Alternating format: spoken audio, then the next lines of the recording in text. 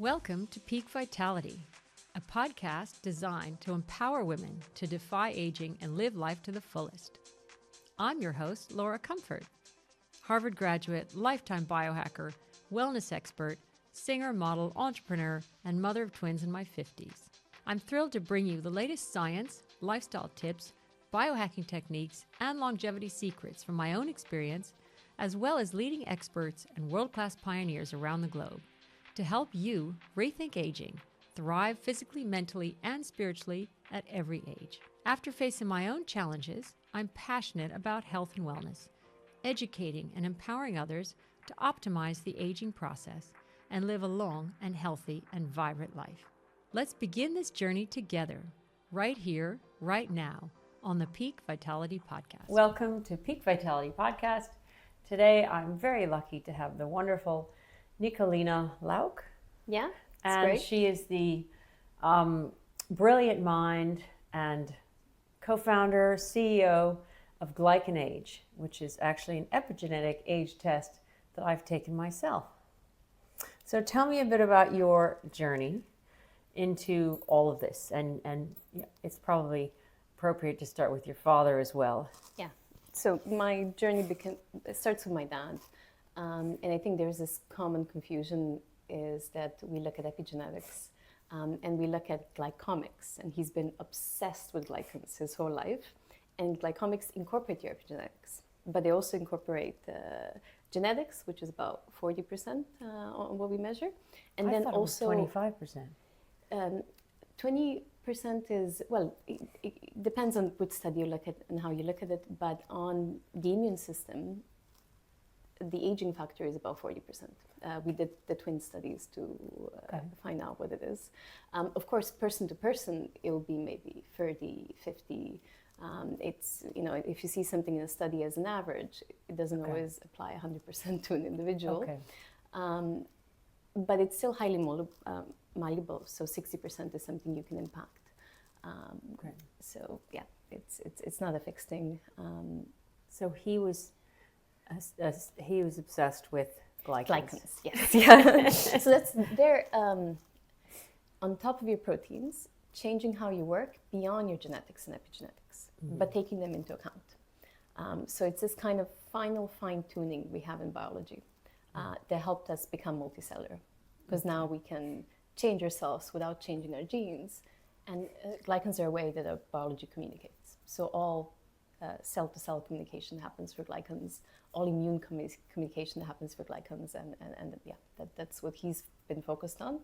And for a period of time, people thought he was completely crazy, or there was not as many scientists focused on the field. And he was a pioneer. So he started the first large population studies in the world, and then looked at this space at scale. Well, basically 80% of all the glycome analysis is done in his research institute. That's amazing. And then aging was a random discovery 15 years ago. That was one of the things he found, but it's a whole new space. Fascinating. And now, like glycation and all that, people talk about it. People are more aware of it. Also, thanks to the GlycanAge test, because you have other epigenetic age tests, which I've also taken. I've taken Novus Age, Elysium Age, Epiage, and GlycanAge. And they all look at different things, but the other ones focus a bit more on like methylation markers of your DNA and that kind of thing. And whereas GlycanAge is really focused on, your glycan composition, which I think was fascinating. And then I also thought that it really shows how much your lifestyle can have a profound impact, obviously on your rate of aging and the age, your biological age at the time you take it. And I thought it was, once I had my consultation, I thought that was so wonderful, because you can break it down and actually have an analysis of what things in your lifestyle that you should focus on to bring that, to get a better score. Whereas I think sometimes you might get the score back. It's kind of like, well, I think I'm wearing a Whoop now, but a lot of people are obsessed with data. And I think unless you really know what you're doing, what you're looking for, it can be a bit overwhelming, and it's hard to analyze the data and how to make improvements. So it helps if you have specialists who sort of explain to you what it's all about. And I think that your GlycanAge is a fantastic test for that. And because it's easy, it's measurable. And if you give it 12 weeks or something, then you actually see a huge impact by making small, sustainable, healthy habits, sustainable changes in your diet, your lifestyle, your stress management, your sleep, all the things that biohackers like me are doing. So, so tell me a bit about, the how you got into, founding a company and where you are at now with GlycanAge. So then first, just to go back to your point, although a big factor is genetics, that's what we started with, it's also the most changeable biological age clock we have. We've done intervention studies for the last decade, and you can change it with diet, estrogen in menopause, many different therapies, stress management, sleep. So it's really something you can impact. It's not a fixed aging impact that we can reverse. It's actually very changeable. And it's preventative, obviously, it is with preventative, that. I mean, how amazing these tools, how amazing. And you can take a test and be like, wow, you might be a bit pre-diabetic in 5 years' time. It's something to watch out for. Yeah. And then people will become aware of, keeping their glucose level stable or whatever they need to do to prevent that onset of age-related diseases. And so it's an incredible tool that we have. And you're much younger than I am, but that we can still both use it and benefit from it, because you can see the impact of stress or whatever, or menopause or whatever you're going through on your glycans. And those are like red flags. If your inflammation is high, you have to consciously try and bring that down, or you could lead to, some consequences, which we all would hope to avoid. Yeah, and I think maybe to explain on that, what we specifically measure is inflammation, or it's this accumulation of damage to your immune system throughout life. So chronic inflammation. It's called sterile systemic chronic inflammation. So it doesn't have an acute cause. It would just accumulate throughout life. And you can accumulate a lot of damage one year, and you can reverse the damage another year. It's something we have to care about our whole life. But this process of chronic inflammation, it really is connected to most of the things we suffer from cardiometabolic disease, to cancer, to autoimmunity, to hormone imbalances, menopause. It's really most things that we suffer from goes back to this common cause, which is actually aging of the immune system. That would start very early in life. And women are more susceptible for autoimmune issues, right? And stress and all that stuff. We can go into women. Maybe we say that for the next one. No, absolutely. But what's interesting is it's what I didn't think about as well is it's not just your lifestyle now. I call it your life story. Exactly. So if you suffered depression or even your socioeconomic background, all of these things, your lack of nutrition as a child, these things can all amount to your, GlycanAge now, know? That's the epigenetic part, because you have the genetics, the epigenetics, which is from when you were in your mother's womb. If your mother was stressed, I was born in the middle of a war, all of that accumulates, and then glycans also integrate your lifestyle. So they're really this unique thing we have that we can now measure that incorporates all the influences, all the main influences we have on our biology. So how did it start? Well, my dad got obsessed by glycans when he was 20.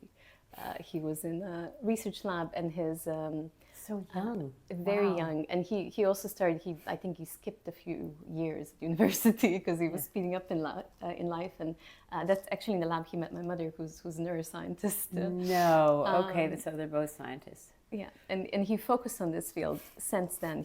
His PI gave him these tools to look at glycans, or these are complex sugars, and Yes. a lot of times could, again, at the beginning you use glycation, and that's, we have this, there's a lot of education we need to do to correct a lot of the naming around it, because yes, part of it is epigenetics. The glycation is simple sugars damaging your protein, or this advanced glycation end products, which is sugars from our diet damage our proteins and destabilize them. Glycosylation, again, such a small difference. Glycosylation is how we change function of our molecules with complex sugars. So these are sugars you would manufacture, and they wouldn't be directly related to your diet. They're complex trait controlled part by your genetics, epigenetics, and then environment. So that's the complexity. Nobody really, we haven't got to a point that everybody would understand them as we understand genes. But the amount of information we can get out of them is really radical to what we can do in healthcare, because we can see these glycan patterns change up to 10 years prior to symptoms, or 7 years ahead of insulin resistance, 6 years ahead of hypertension, 10 years ahead of rheumatoid arthritis. And that's why we need to use this information, and we need to, change the healthcare system. And I just think there's, women have typically always been neglected from scientific studies, and there's such a disconnect between, people have to go to 5 different people and no one's communicating, and it's so important to treat a woman holistically. All of this is connected, all your organs, your gut feels your emotions, so you have to from the top down to the bottom up, whatever, you have to treat your microbiome, as well as your mindset, as well as your immunity, as well as, all of the systems. And that's why I think it's so important that all this is coming out now, Yeah, I mean, women's health is, I don't want to say a tragedy, but the way we look after it right now, it's, and the healthcare system is not, it's not really ready to treat us holistically, because there's a lot of gaps we have in understanding of prevention, and healthcare systems in Europe only invest about 4% in prevention. So if you're looking to look after yourself before you're ill, that's not something healthcare will do for you. No.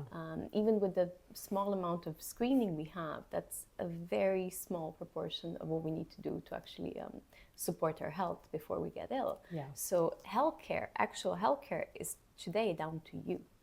It is, and that's why we need to sort of, I think, take the control back, give and make people aware of the tools they have at their fingertips to control this process, and and then hopefully at some point you can control menopause and delay fertility, and then add a few years to your lifespan and health span, and there's so much potential now, and it's very exciting. We just have to hope that we can kind of spread the word and be impactful while we're here. Well, we have a lot of good research around menopause, and so how I got into it, my dad told me he can measure aging on a molecular level when I was 19 years old. And 19. I did not, so it was 15 years ago. 15 years ago, and I Looks really like did yesterday. Not. You're aging well. It even feels like yesterday, because time. I think, especially when you're an entrepreneur, time flies. There's never enough time. Never. But then I didn't really care about aging, because I was trying to act as if I'm older, because I already started my first company at the time. Wow. And then it took him 10 years to convince me that we should do something together in this front.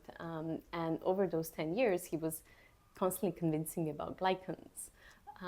And it took me a while to understand that, this is not a vanity metric, because initially when we spoke about it, it was, we can change aging. And that felt like something, it felt like something that's not as crucial to our healthcare, and it was more crucial to how we look.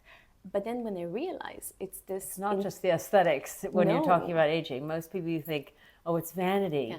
But no, but when we're talking about our cells, this is, you know, health span, lifespan. It's so exciting. Basically, this internal process controls a whole cascade of disease that we can push forward. So if we're treating that, we're transforming healthcare. We're, instead of waiting to firefight for problems, we're delaying the whole problem altogether. So it's delaying, preventing. Yeah. So it took him a while to convince me on that.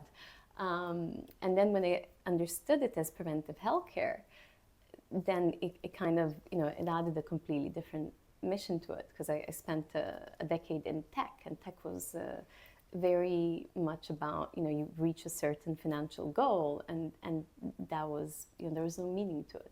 It was a successful business, but it didn't really have impact. And this really has impact. So if you succeed, you really can transform a lot of people's lives. So I took on his mission. Amazing. And been able to use his scientific background to create, you know, a product that can be so impactful. Well, it takes decades. Scientifically, it really does take a long time. You can't rush it. You know, you can't create something over a couple of years. You do need that period of time to do all the experiments, to know that it's actually something valuable. And that's you what have he to did. work with a wide enough, you know, audience and all the testing, and I cannot imagine. Yeah, well, for us, he tested, scientifically, we got to 250,000 people and 300 peer-reviewed papers on the topic. So it's a lot of hard work to get to a point that we know if you can impact this biomarker, you can really delay morbidity and mortality on the level of an individual. And we track this in our customers, and we see that about 46% of people reduce their age the second time. And that's going against aging, because we're aging every year, and our clients are aging about 1.6 years in reverse. So we know that it has a true impact. Oh, I think that's amazing. I love it. And well, yeah, I mean, I was very pleased when I got my result back, because mine, I think it was 18 years. Younger. Yeah. Well done. Amazing. So, yes. Yeah. That's great. Yeah. And it's and I'm sure, you know, I would love to take it again and see, and then look at sort of my rate of aging, and some of the other results were, I don't think, a little bit less than that. It depends on the test. Some are blood tests, some are saliva tests, and they obviously look at different things. But I thought the way the analysis was presented is very helpful and very meaningful, because then you really have some goals, you know, and for you to say, well, X percent have already reversed their age, you know, that's fantastic. Yeah, it's a key metric we track, and we realized early on that you need this human element. This consultation, every customer has access to consultation. Yes, every that's amazing. Doctor practice we work with has access to education. We can't just leave you with a report you don't understand. And when you get the report, you still have 100 different questions.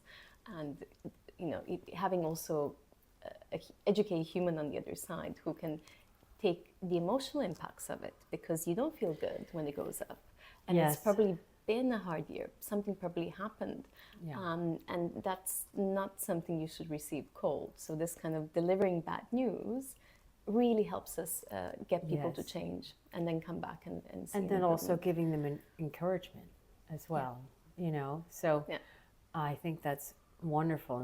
Instead of just getting a piece of paper, to actually speak to someone about what incremental changes they can make to have a profound impact. I think it's phenomenal. And so I think I've actually just created a 7-day biohacking course, which is sort of like a full body reboot, sort of kickstart. If you want to kickstart your biohacking journey, these are the major elements. And you know, whether it's a video, and obviously meal plans and workouts and the rest of it. But and then I cover a lot of information. But I would like to do a lengthier one. I think 12 weeks is probably the minimum, but with a GlycanAge test. And you can see it before and after. Before and after. Yeah. Because I think to change people's lives like that is wonderful. You need a good amount of time. And Yes. 12 weeks is a good start, and you can see a lot of impact in 12 weeks. We can see very strong impact of lifestyle if you can identify what was causing the problem. So working with somebody who's a specialist in an area is number one. They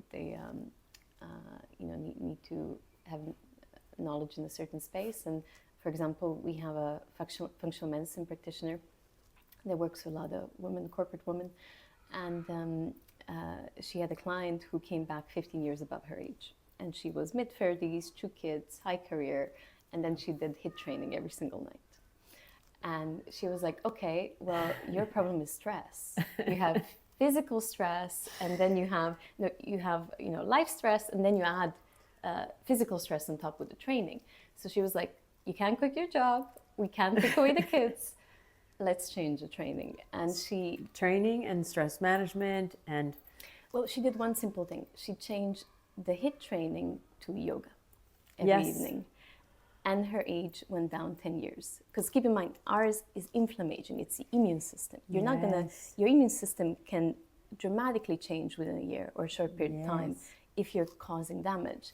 And for her, then chronic inflammation was coming from this excess load of physical stress, which if you still keep training, she's still doing yoga every evening, but it's a lot less physically stressful than the HIIT training was. Yes. And that created a decade of change for her. Wow. So if you can identify one small thing, and it can be, for example, perimenopause and menopause. We see that in perimenopause, you gain about 10 years in GlycanAge. Yes. And this is, again, inflammation, and you feel it. As soon as there's a drop in hormones, then everything, if you look at the male slow drop in testosterone, the women like this, and then as soon as all your hormones leave, then all your GlycanAge is going to change dramatically. That's exactly what we saw from the studies 15 years ago. Men and women were dramatically different. Men moved like this, and women had this curve. They were protected against inflammation, and then they had this rapid acceleration in inflammation between the age of 45 and 55. Yes. And it actually starts when estrogen drops. So you're still cycling, you can be cycling for a number of years, but overall your estrogen has dropped. And that's estrogen can be neuroprotective and cardioprotective and has a lot of benefits, and the bones and everything, and then the mental as well. So it's sort of a bit of a domino effect. And that's why, and I think so many women just quietly suffer. And unnecessarily, and there's so many misconceptions about HRT, and that we can save that subject for another one. But there's, and I think that women need to know their tools and their techniques that you can take the control back, get your hormones tested, get your cortisol tested, take a GlycanAge test, and start taking back control and make decisions for yourself. So we see that perimenopause to menopause, you gain an average of 10 years. So in an individual woman, it could be more, it could be less, but the average is 10 years. Yep. And then the women who go on hormone replacement and on estrogen reduce those 10 years back. So, and there's a lot of controversy around HRT, and we can dive into it, but now we have long-term data. Because the drug has been used for 50, 60 years. Yes. And we see that women on estrogen, particularly started early, so around the age of menopause or even perimenopause, reduce their all-cause mortality by 40%. Yes. Versus women who are not on it. Yes. Now, the problem is 20 years ago, we didn't have that data.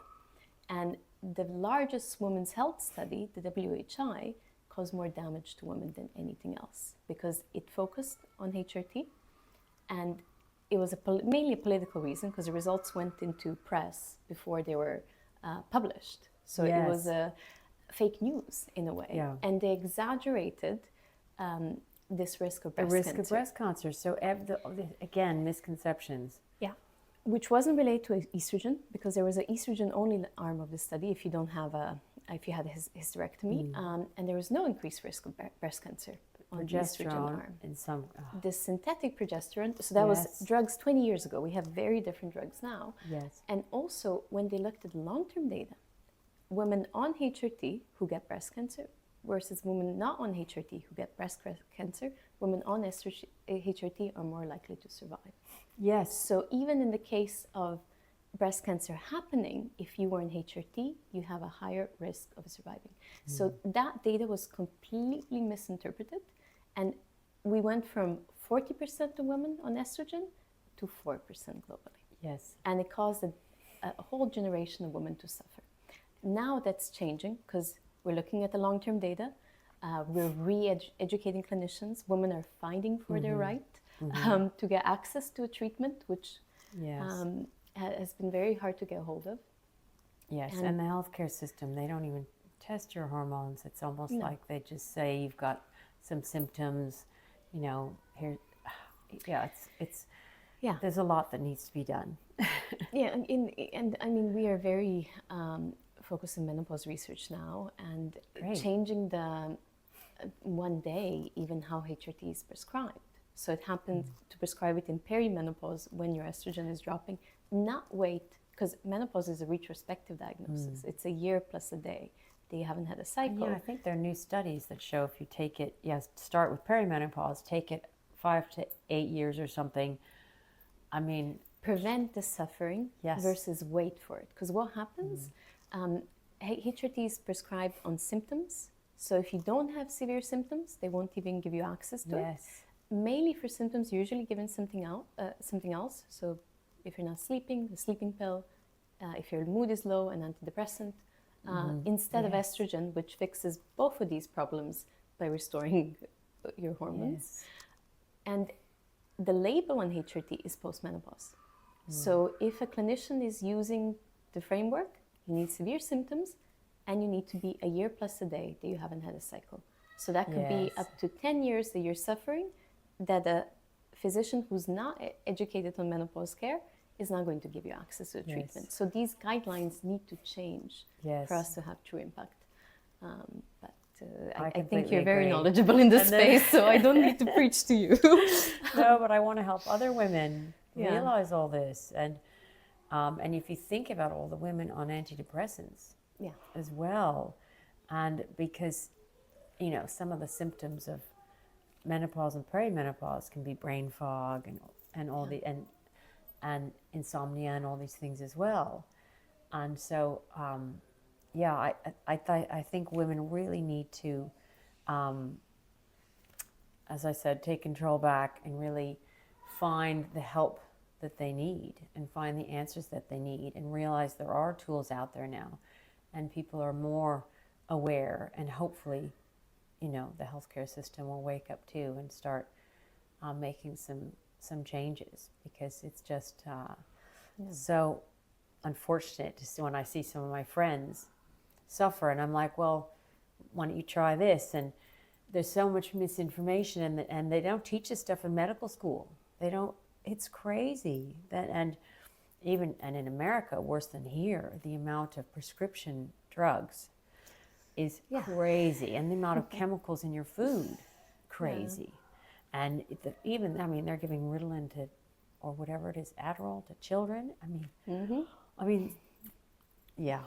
It's all pretty crazy. So, but I think this is just wonderful what you have accomplished, and what hopefully we can all accomplish together. You know, because I think we really need to raise awareness and form a community and join this sort of wellness revolution, and move hopefully shift the healthcare we need to make this information a lot more accessible. And I think a lot of it is things that we're still learning about in science. And we spoke about a lot of areas that are a focus area of research for us, but there's one that we've just started to do more research on, and that's stress. Because what accelerates your GlycanAge more than menopause, More than everything. and even smoking is, for example, PTSD. A PTSD diagnosis gives you 15 years on the GlycanAge clock. And PTSD is being stuck in fight or flight. Yes. And it's we the are often, parasympathetic versus sympathetic nervous system. And for some people, if they don't know, it's the fight or flight. When you suddenly your heart rate goes up and you can have a panic attack, or in some people just or exist so much of their daily life in that, and then the inflammation goes skyrocketing, and then it can lead to so many stress-related illnesses and diseases. well, I think maybe even if we go back to, what causes disease in the first place, or what causes this long-term health decline, it's probably our stress response. It's kind of, and there was I forgot the name of the scientist, but he had a really nice quote that said, our greatest vulnerability is both our greatest strength, and that's the adaptability of our biology.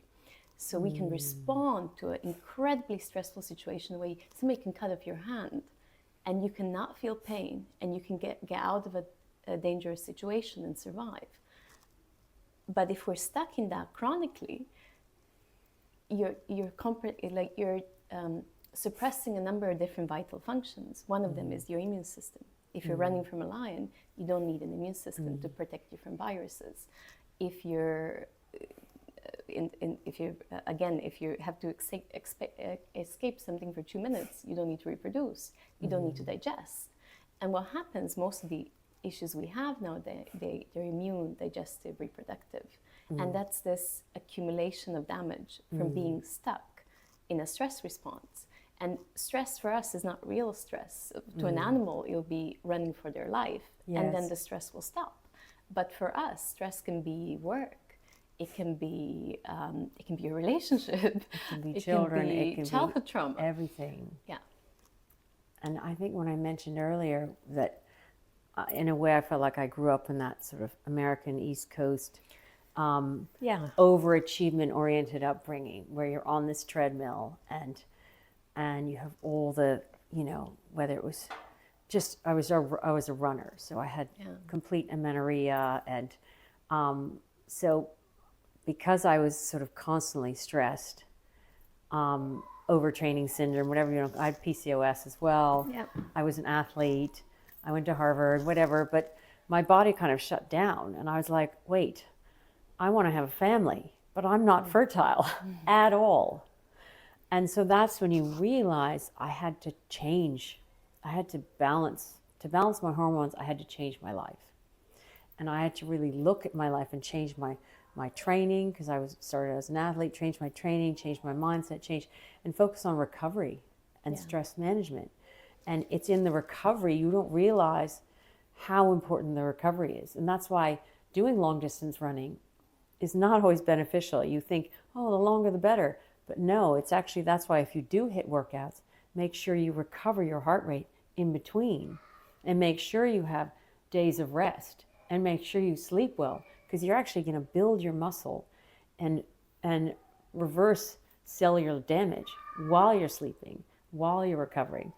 And so I think we're so much more aware now, and we're trying to sort of spread that awareness of ways to help your body recover from these,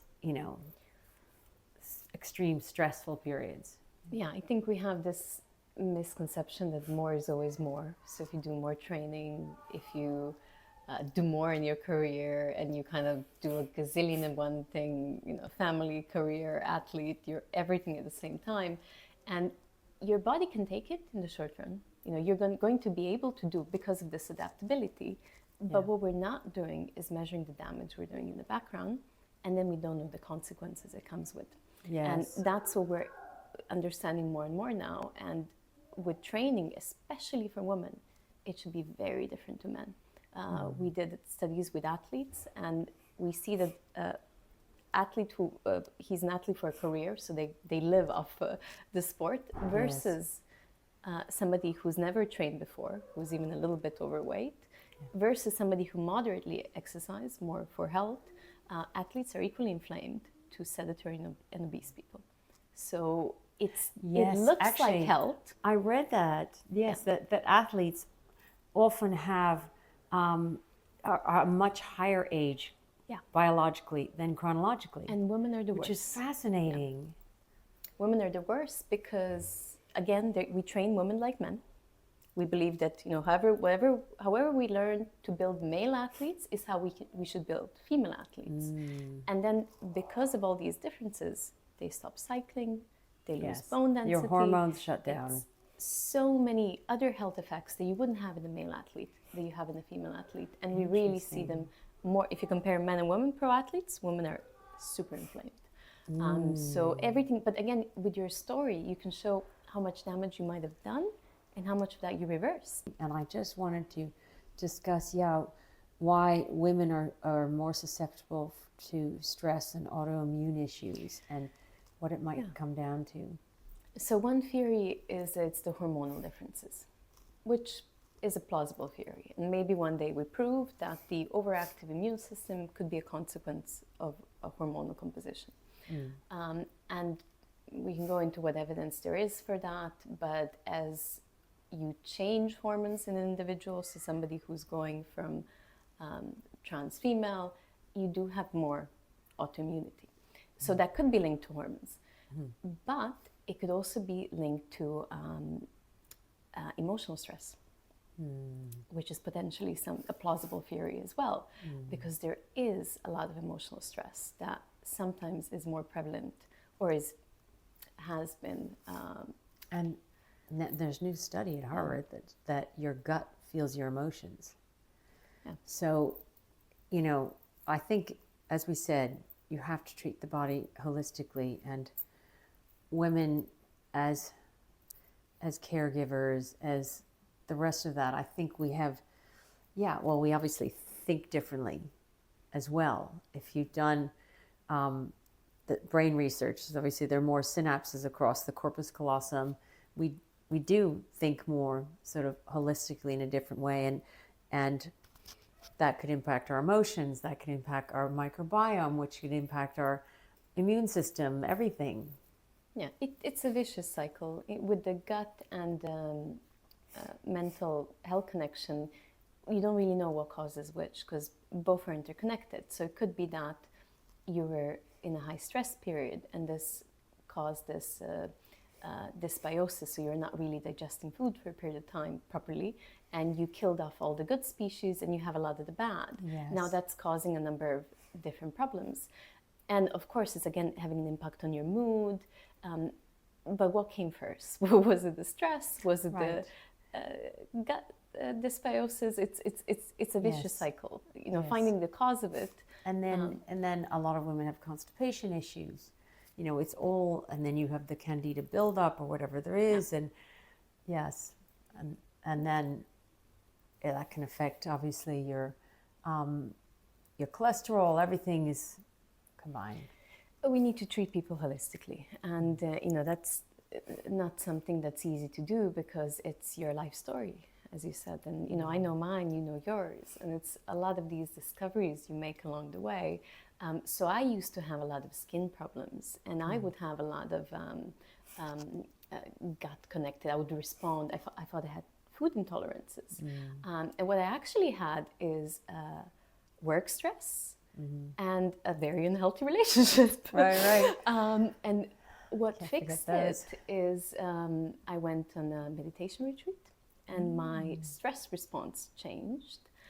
And then I spent 2 years fixing my gut, and then the skin reactions and the intolerances went away.